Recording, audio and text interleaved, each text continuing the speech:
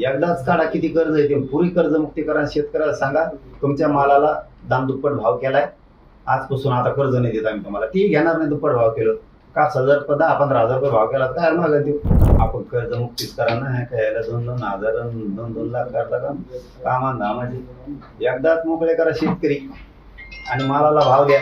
काहीच गरज नाही पुन्हा शेतकऱ्याला कशाची. सरळ सरळ स्पष्ट काम करा. एकदाच काढा, किती कर्ज आहे ते पुरी कर्जमुक्ती करा. शेतकऱ्याला सांगा तुमच्या मालाला दाम दुप्पट भाव केलाय, आजपासून आता कर्ज नाही देत आम्ही तुम्हाला. ती घेणार नाही दुप्पट भाव केलं का. 10,000-15,000 रुपये भाव केला काय मागत देऊ. सगळ्या पिकात जर दुप्पट करत गेले काहीच गरज नाही शेतकऱ्याला कशाची. आत्महत्या करायची सुद्धा गरज नाही.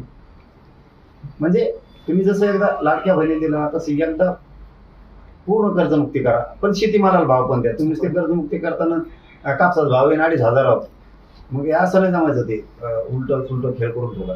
वाढवा सगळ्या. शेतकरी जगितोय देशाला, जपा शेतकऱ्याला सुद्धा करायलाच पाहिजे. लाडक्या बहिणीचे बऱ्याच लाडक्या बहिणी बाहेर काढल्या आणि काही 14,000 दाजीने काढले होते वाटतं पैसे लाडकी बहीण.